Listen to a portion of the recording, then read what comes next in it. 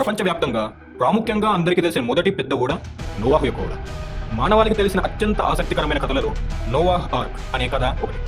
బైబిల్లోని ఆదికాండం 6వ అధ్యాయం నుండి 9వ అధ్యాయం వరకు ఈ నోవాహు యొక్క ఓడకు సంబంధించిన కథను మనం చూడొచ్చు. ఆ కథ ఎంతో షార్ట్ ఫామ్ గా చెప్పాలంటే, భూమిపైన దుష్టులు పెరిగిపోవడం చూసి కోపం వచ్చిన దేవుడు ఈ భూమి మీద నుండి మానవులందరినీ తుడిచివేయాలని నిర్ణయించుకున్నాడు.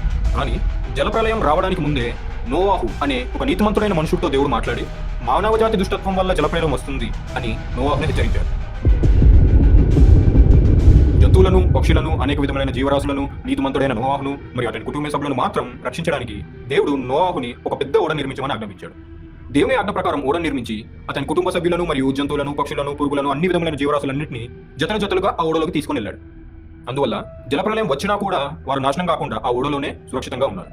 ప్రళయం తగ్గిన తర్వాత ఓడ అరారాత్ శిఖరం పైన ఆగడం జరిగినప్పుడు వారందరూ ఓడలో నుండి బయటకు వచ్చి కొత్త జీవితాన్ని ప్రారంభించారు. ఇది బైబిల్లో రాయబడ్డ జలప్రలయానికి సంబంధించిన విషయాలు.